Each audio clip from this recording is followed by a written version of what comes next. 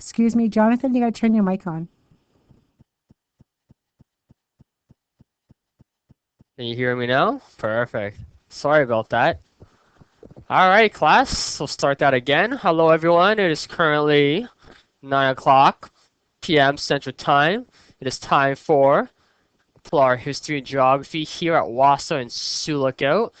Again, my name is Jonathan, and I'm your teacher for this course.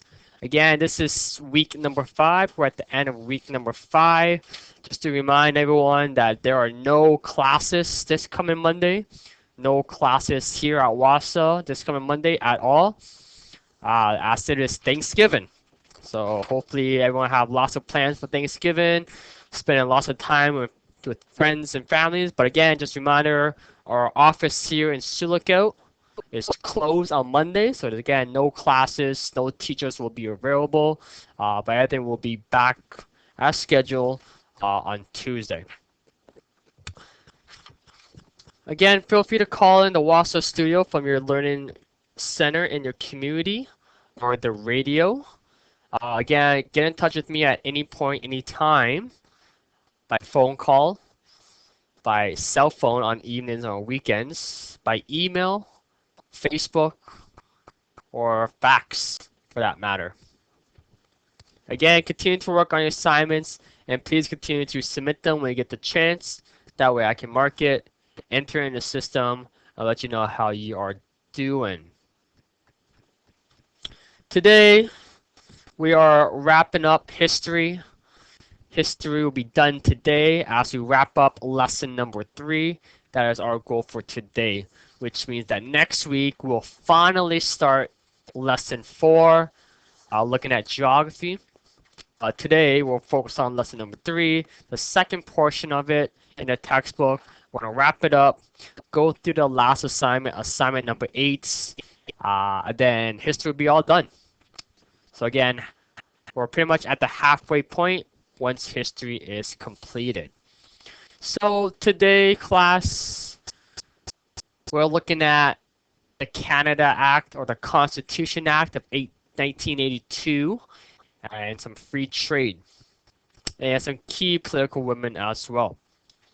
So again, our expectation and our learning goals for today is that we'll be able to describe some key social, political, economic events and trends that developed in Canada in the 1980s and assess their significance. But more specifically, we'll be looking at the progress made in women and the lived experience. And again, I'll integrate some Aboriginal content as well. So I'm going to jot down again some learning goals, our learning goals, and some key topics, individuals that we will be discussing throughout the night. Again, like I mentioned, we'll start off with the Constitution Act, or the Canada Act. I like to call it the Constitution Act, but same thing, of 1982. We'll be looking at Canada's Prime Minister Brian Mulroney and how he played a key role in terms of free trade, his conflict with indigenous population and people, and so forth. And then we'll be wrapping up looking at some key Canadian women political figures. There's 4 of them, and we'll look at them closely in details near the end.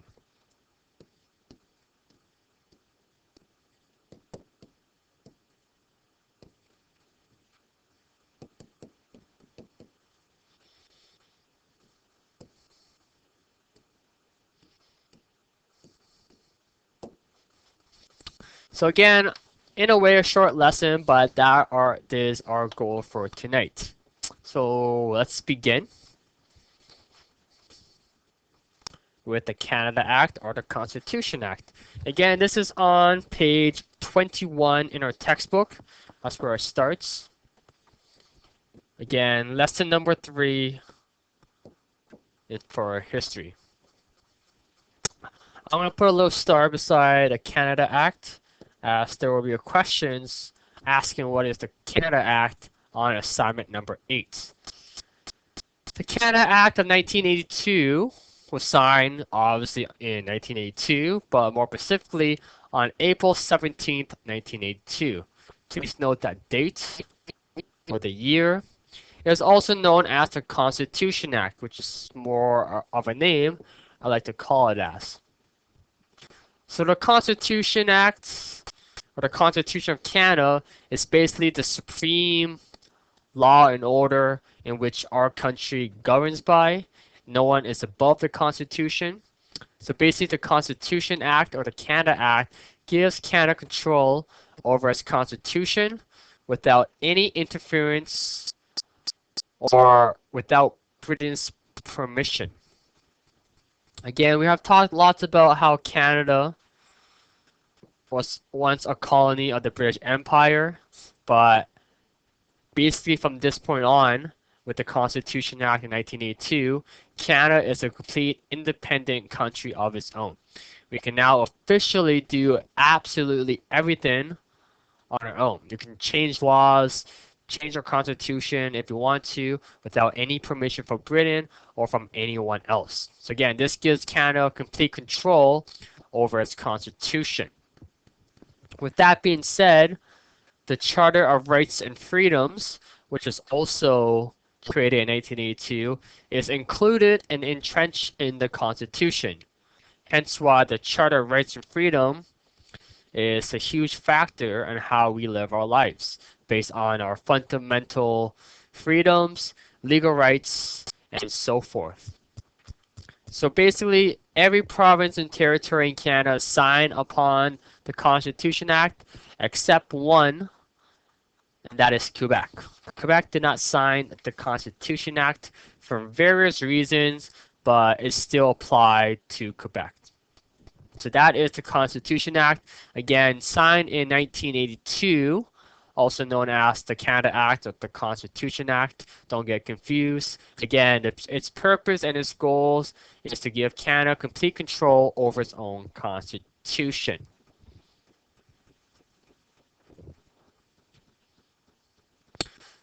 So Brian Mulroney. Again, you'll see his name pop up again on assignment number 8. So I'm going to put a little star beside his name. That way you can refer back to it.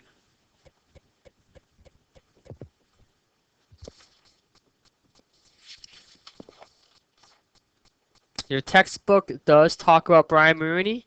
It is on top of page 22.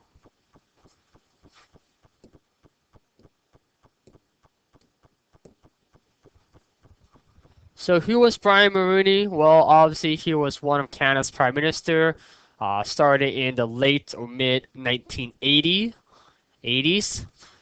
Basically, when Mulroney was in office, he basically wanted and favored lower taxes.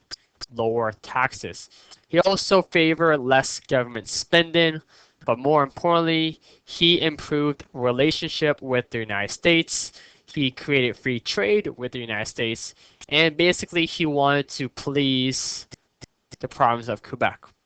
So those were his main goals and his achievement during his time in office. Again, improving Canada's relationship with the United States through free trade, and basically wanting to please Quebec, as Quebec did not sign the Constitution Act. So his main goal was to get Quebec to sign upon the Constitution Act. So basically, as the next decade comes along in the 1990s, well, the 1990s can basically be summed up as a recession period, unable to reduce government debt, happened in the 1990s. Also under Brian Mulroney, there were cutback on social services, cutback on pension, and cutback on welfare. Again, key factors based on social services, pension, and welfare. Most Canadians remember Brian Mulroney because he introduced something called the GST tax, okay, the goods and service tax. Again, no one likes to pay additional taxes. We can thank Brian Mulroney for that. Again, he created the GST tax, again, tax that we kind of in a way still have today with HST tax and so forth. Okay, so again, back then it was called GST, but now it's like HST. But in a nutshell, it's just more taxes that Canadian had to pay because of Brian Mulroney. He wasn't really in office for very long, and basically resigned in 1993 as he was not very, very popular. So that's really Brian Mulroney in a little nutshell. But more about Brian Mulroney and his significance in a way was that, like I mentioned, he created free trade. Free trade. What is free trade?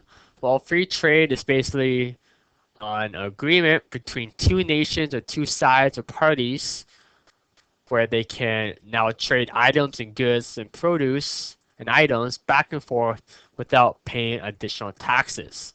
So this free trade came about something called NAFTA. The North American Free Trade Agreement, NAFTA, that came about in 1994. NAFTA was basically a free trade agreement between ourselves, Canada, United States, and Mexico. Okay, note those three countries, not just with Canada and United States, but with Mexico as well. Again, it was imposed by Brian Mulroney, again, as he wanted to improve Canada's relationship with the United States. Again, some Canadians liked the idea of free trade, so some supported it, but some did not as well.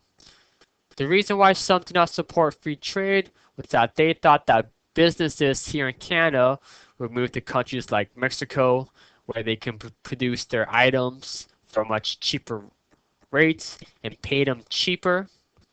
Again, how we will be absorbed in the American influenced economy, hence why the American dollar is stronger, because of their American dollar is stronger for that factor.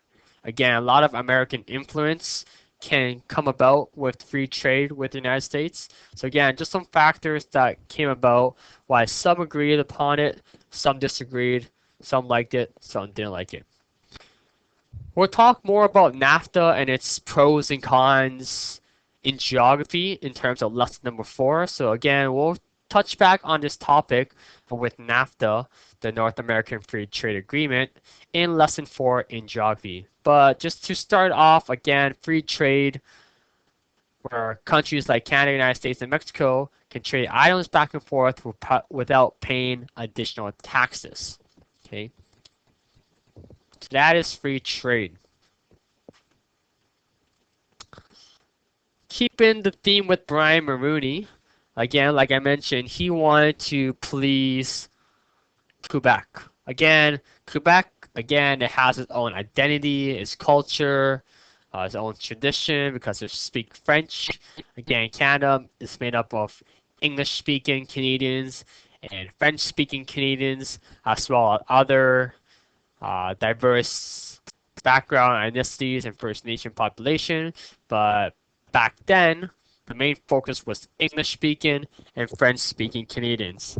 As we talked about and as we learned, the province of Quebec is mainly dominated by French-speaking Canadians. So we are going to look at the Meech Lake Accord. It's again on page 22 in your textbook. So the Meech Lake Accord was basically an act that Brian Mulroney wanted to use in order to please Quebec. Again, like I mentioned, Quebec did not sign the Constitution, which kind of breaks up the idea of one united nation, one united country as Canada, since Quebec, the province of Quebec, did not sign upon it. So basically with the Meech Lake Accord, it basically stated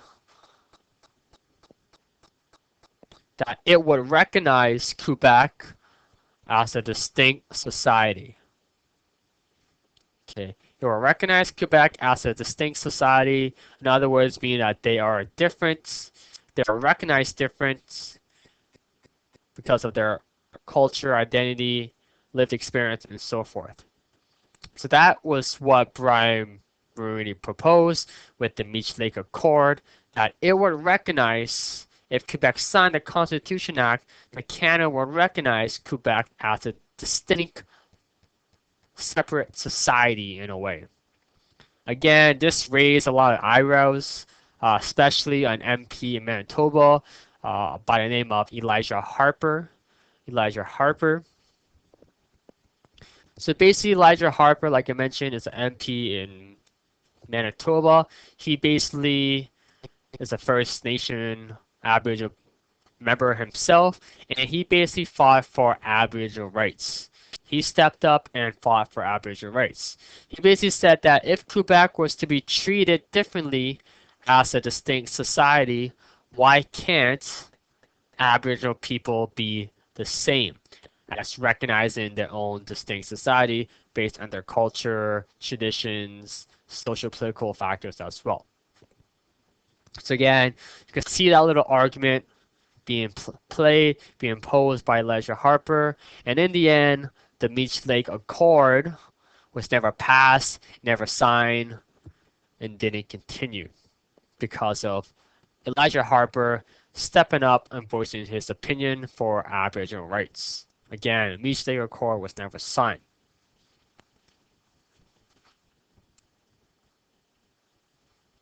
So basically, factors that included in the Meech Lake Accord was 1. Quebec will be recognized as a distinct society. 2. Quebec would participate in naming Supreme Court's judges. 3. Quebec could veto or block any constitution change in Canada. 4. Limits were placed on federal spending in Quebec. And 5. Quebec would have increased power in the area of immigration. So again, if the Meech Lake Accord was signed, all these factors would come into play, but in the end, it was never passed, it was never signed, so we can say basically cross out all these factors. So that didn't happen. However, that didn't stop Brian Mulroney from trying to get Quebec to sign the Constitution Act. So his next attempt, or basically his last attempt to get Quebec to sign the Constitution, was the Charlottetown Accord. The Charlottetown Accord of 1992. Very similar to the Meech Lake Accord, but it recognized a few other changes as well. So 1, it will recognize Quebec as a distinct society still. 2, Quebec can opt out of federal compensation and run their own programs. 3, control developmental and labor training. And 4, the right to choose 3 Supreme Court judges. So again, very similar to the Meech Lake Accord, but slightly different in terms of what it outlines in the Charlottetown Accord of 1992. In the end, very similar, just like the fate of the Meech Lake Accord. 54% voted no. So in other words, otherwise, the Charlottetown Accord failed as well, and Quebec still to this day is not a part of the Constitution, did not sign a Constitution, even though it still applies to them overall. Okay, so again, just some little background content, Mulroney and Quebec, and what he did when he was in office. Again, very controversial in terms of what Mulroney did, in terms of not recognizing Aboriginal rights, but recognizing Quebec rights. Again, very controversial.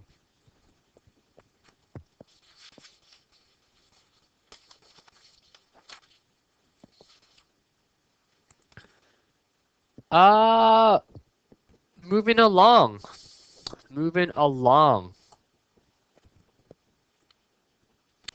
We're going to continue and look at the very last section for lesson number 3. Again, this starts on at the bottom of page 22 in our textbook and goes all the way to the end of lesson number 3.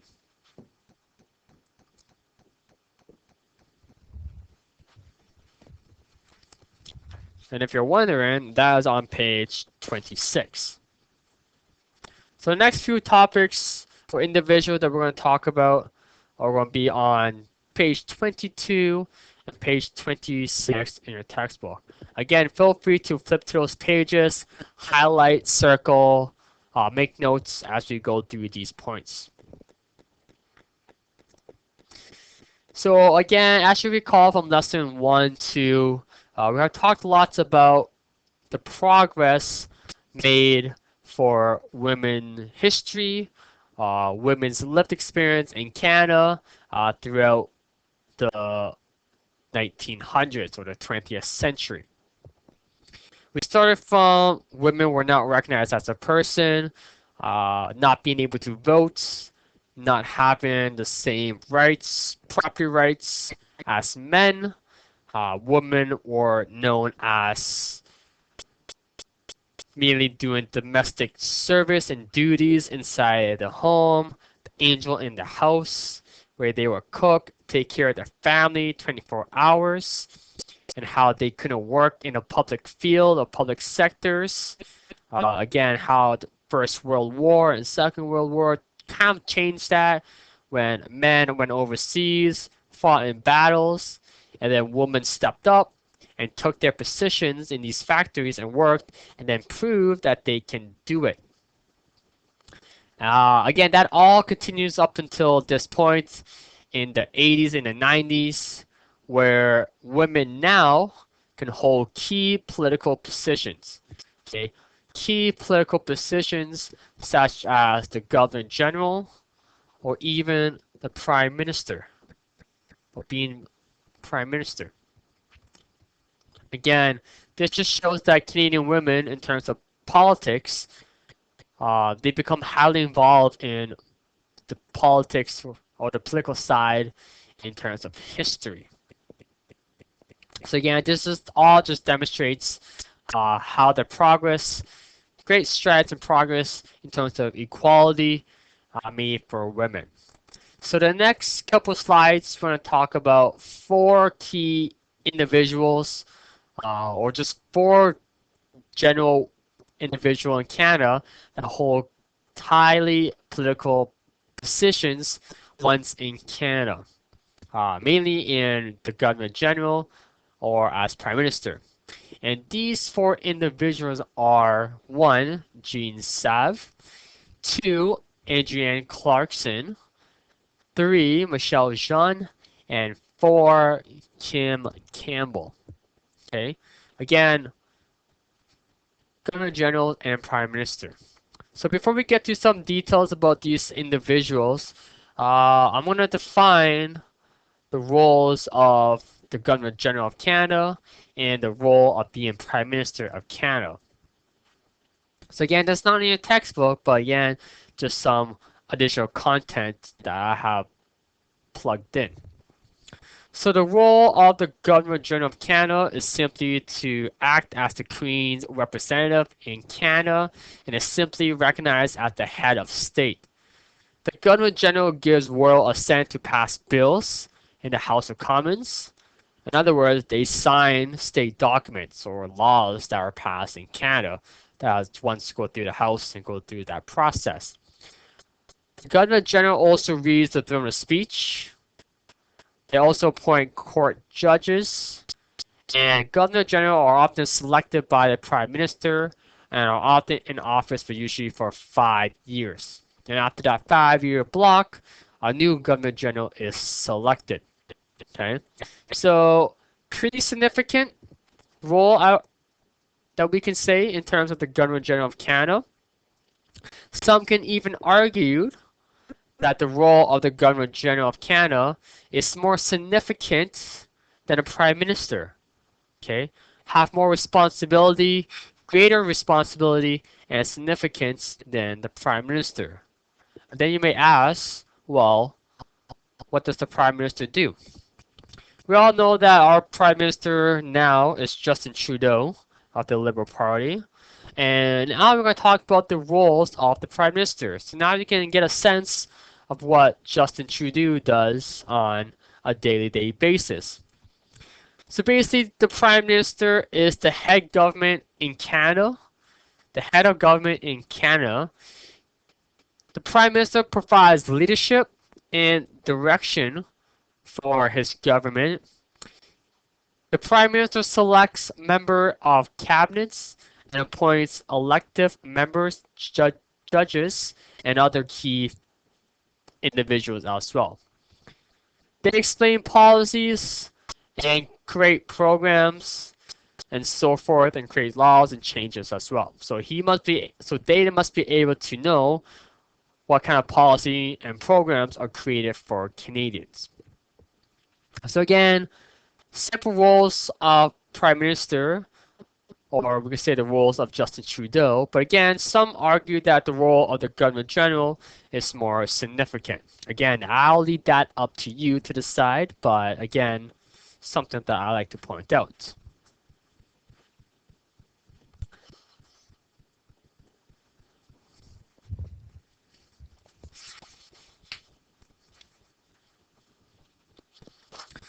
Alright, first individual that we're gonna talk about is Jean Sauve.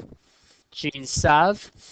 She is Canada's first ever Governor General of Canada in 1984, or the 23rd Governor General of Canada. Prior to her, they all had been men, but she is the first female woman Governor General of Canada.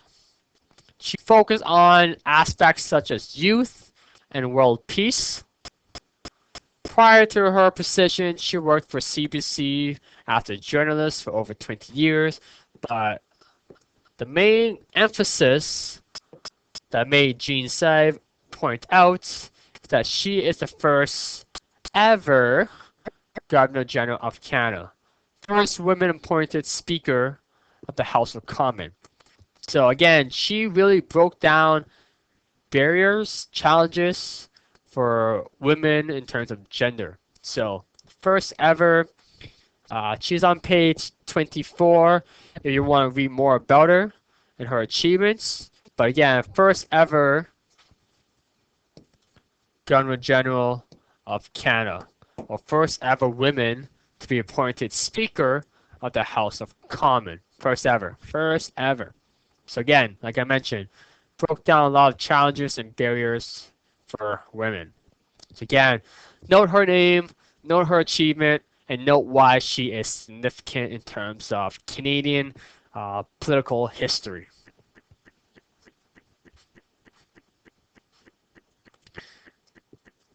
Next individual that we're going to talk about is on page 25. Next page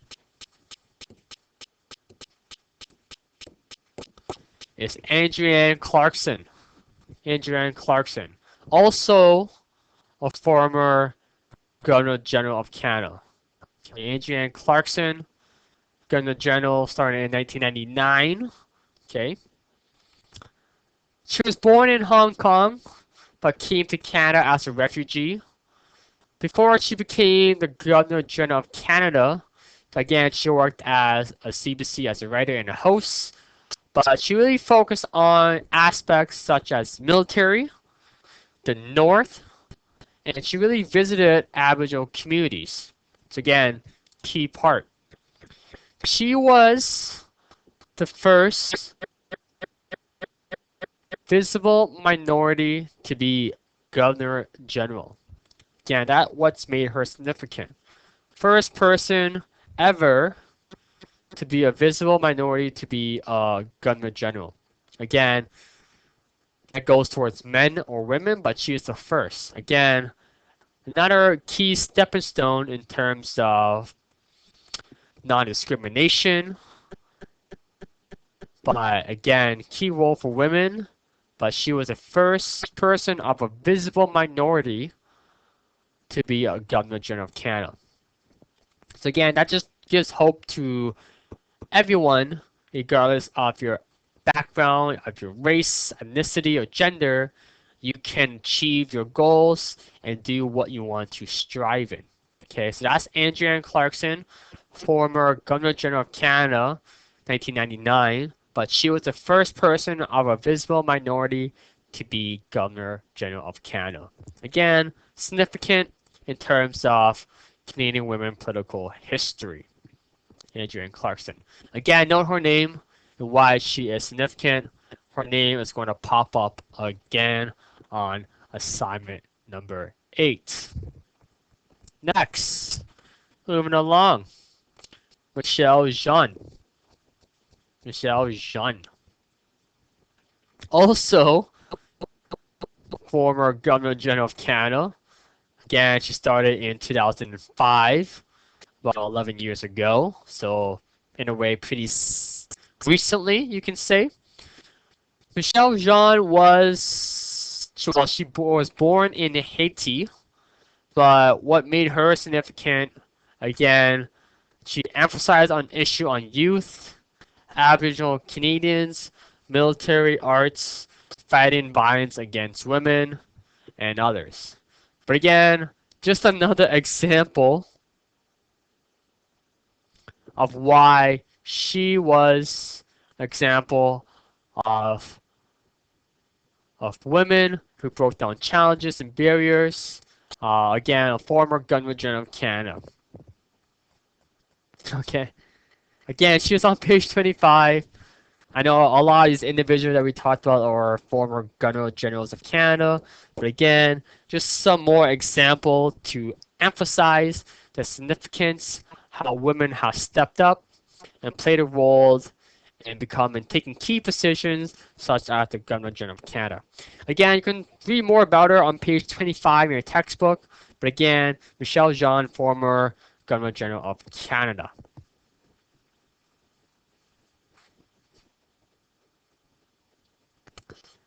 And lastly, and finally, we're going to talk about Kim Campbell. Kim Campbell. Who the heck is Kim Campbell? She starts on page 26 in your textbook. Again, note her name and why she is significant. So Kim Campbell, believe it or not, was the first woman to be Prime Minister of Canada. Okay, shocking because a lot of us may not recognize her name or know her name, but believe it or not, yes, this is true. She is Canada's first woman to be Prime Minister. First woman to be Prime Minister. Again, that's why her name is in your textbook. This is why we're talking about her, because Kim Campbell, 1993, was Canada's first Prime Minister as a woman. So how did this all transpired? Well, going back to Brian Mulroney, well, he resigned in 1993, and basically Kim Campbell took over. Okay, so if it wasn't for Brian Mulroney for retiring or stepping down as Prime Minister, Kim Campbell wouldn't be in this position. So once Brian Mulroney stepped down in 1993, boom, Kim Campbell stepped up and was named Canada's Prime Minister. Kim Campbell really focused on the improvement of the criminal code based on firearms and sexual assault laws. She really focused on debt. Okay, focused on debt rather than creating jobs for Canada and Canadians. And she refused to discuss social programs. Hence why making Kim Campbell unpopular. So basically, when the next federal election came about, she lost and was not voted back into office. So again, Kim Campbell was only in office, Prime Minister, for about a year, I think, give or take. Okay, about a year or less than a year. But again, because she really focused on debt rather than jobs and refused to discuss social programs, made her unpopular. Canadians really didn't like her, or dislike her, I should say, or were very unpopular, hence why she wasn't voted back in. So that's Kim Campbell. But what we need to remember about Kim Campbell, not about what she did in office, it's about her title. Again, her title is basically the first woman to be Prime Minister of Canada. Again, another example of women breaking down that barriers and challenges and obstacles that they have to overcome all these years since the early 1900s, and even before that till this day. So again, a lot of women nowadays can look at this as a milestone, a step forward. It's not the end progress for women in terms of equality, but it's definitely in the right shape, right movement, and it's only going to continue as we look at history today and in the future. Okay, so very significant point. So that pretty much wraps up the content for lesson number 3. But as promised, our goal here at WASO and my personal goal is to always integrate Indigenous, First Nation, Aboriginal contents into our lesson. Try to make it more indigenizing as well. Okay, so keeping the theme of the 1990s, the 1980s, 1990s until present day, we're going to look about what transpired for indigenous population in the 1980s, 1990s into present day. So some may recall that in 1990 in southern Ontario, there was a crisis called the Orca crisis. Okay, OKA, the Orca crisis. Again, it happened in southern Ontario, where it basically fought against Aboriginal land or infringing upon Aboriginal land. I believe there was a golf course that wanted to expand into the Mohawk Treaty land. The Mohawk tribe or treaty didn't like this. So again, it set up barriers. It blocked up roads. It was on the newspaper. It made big headlines of how they stand it off against police and others, and how they should not interfere with First Nations land. Basically, the impact of this story and this crisis is that it recognized First Nations land rights or treaty rights in terms of the land acquirements and so forth. But again, this is what happened in 1990. Other factors during this time period were greater awareness in terms of Aboriginal voice, greater public awareness about residential school situations. Again, not many Canadians are aware of it, but again, I think nowadays people are starting to be more aware about the dark history side in terms of residential school. Again, during my time period, we didn't learn about this, we didn't study about this. It wasn't popular, but I think nowadays people are starting to be aware of it. More topics about residential schools are being taught. But again, huge significant part in terms of Canadian history. Not a bright side, a dark side, but again, we should not leave it out and we should talk about it. Again, as we all know, residential school is when the federal government took Aboriginal First Nations children, youth out of their communities and put them into this federal institution school where they basically kill the Indian within the child, stripping them of their identity, basically having to learn the white Eurocentric Canadian way of living, where they will be assimilated into mainstream society. Again, we all know the impact that came out of this. Very sad, dark story in terms of Canadian history. The Canadian government didn't apologize about residential school until about 20 years after all this. Or it took another 20 years after the 1980s, 1990s to apologize. But as we know, residential school took place over 100 years, a long stretch of time. Not new, but a real long time. So 2008, Prime Minister Stephen Harper finally apologized when he says, and I quote, "I stand before you to offer my apologies to former students of Indian Residential School." So again, step forward into the healing process where the Canadian federal government, Stephen Harper, apologized to First Nations about residential school. Again, step forward, healing process is not there, but we should still continue to talk about it. Indigenous identity today, well, they have made great stride and made great progress. Just like all the situations, social, political, economy that we have talked since the early 1900s. So to wrap this thing up, 1867, when Canada came into Confederation, Europeans, Canadians were confident that Aboriginal people would be absorbed into mainstream Euro-Canadian society. Well, it took them almost 150 years to realize that this has not happened. And the key to this for not happen is for adaptability. Okay, indigenous people, key to survival was adaptability. They are able to adapt. First Nations in the 20th centuries learned how to be a part of Canadian society without compromising their identity. Okay, huge part. They still have and maintain their cultural identity, as they always know who they are, where they came from, their history, and so forth. So with the new voice, they are telling the rest of Canada their version and their history as well. Again, it's always important to take into account Indigenous population, their history, their identity, their culture, when looking at Canadian history. So that pretty much wraps up, believe it or not, history, PLAR history.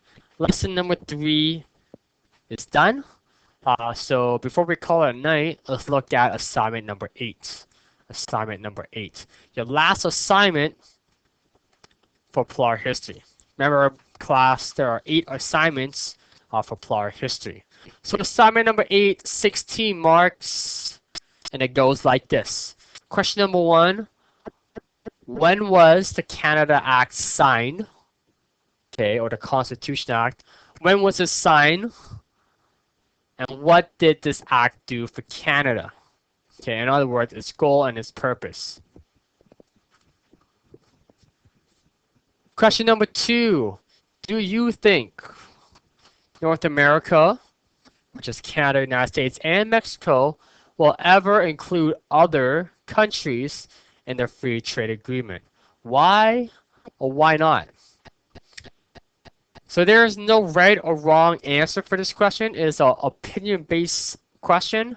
I love these questions because it allows the class and students to demonstrate their critical thinking, their flexible thinking, and how they can articulate the reason behind it. Okay, so not what I think, not what your friends think, but what do you think? Do you think North America will include other countries in a free trade agreement? In other words, do you think Canada, United States, and Mexico will allow other countries from around the world within this free trade agreement? Why or why not? Again, please make sure you answer your question and support it. Okay? In other words, yes or no, but why? Give reasons, give evidence, give facts to support it. Again, there's no right or wrong answer as long as you answer the question and that it goes back to it and relates to it. But what do you think? Okay, what do you think?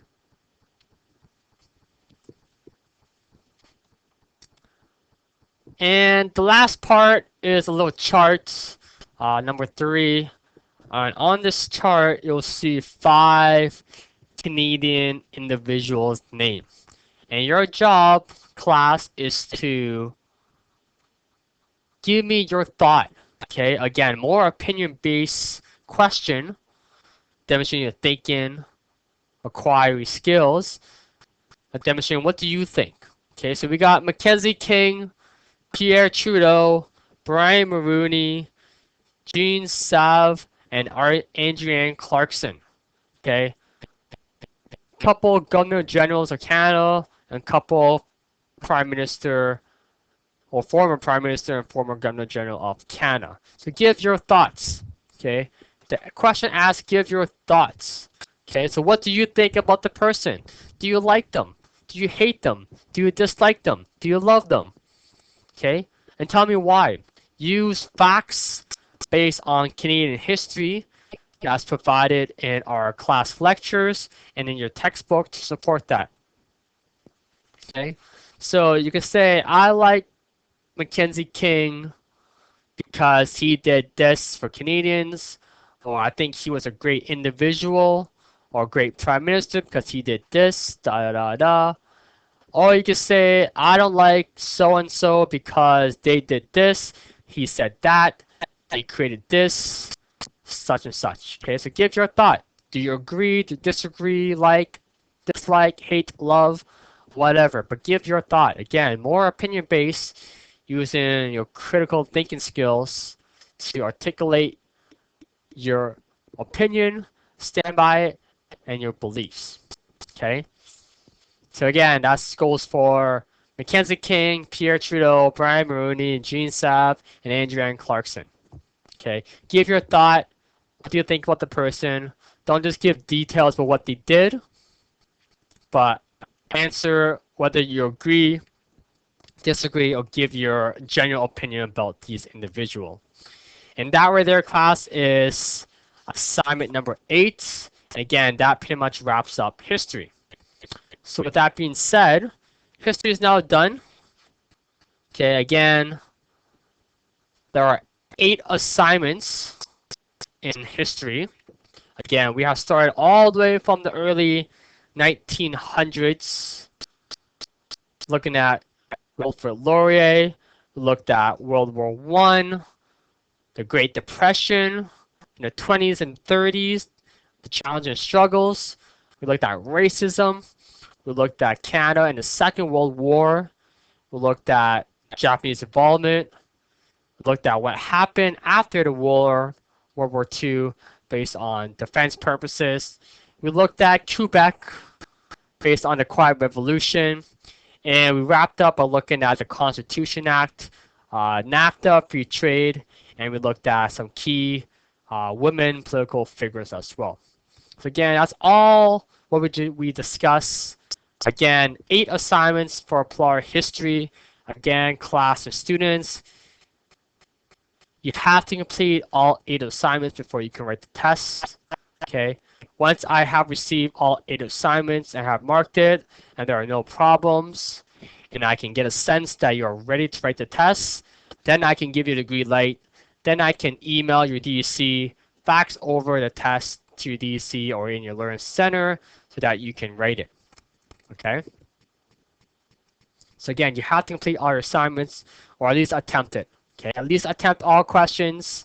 You don't have to get perfect. Don't need to get perfect in all of them, but at least demonstrate that you took the time, the initiative, and done a good job on all your assignments. Again, please note that PLAR History and Geography, there are 2 separate tests for this course, for each one for each subject. Again, some students may just need history, some may just need geography, but a lot need both. Okay, so if you have done history in your assignments, you can choose to write your test now, or you can choose to write both tests, history and geography, once history and geography assignments are done. Okay, so it doesn't really matter when you write the test.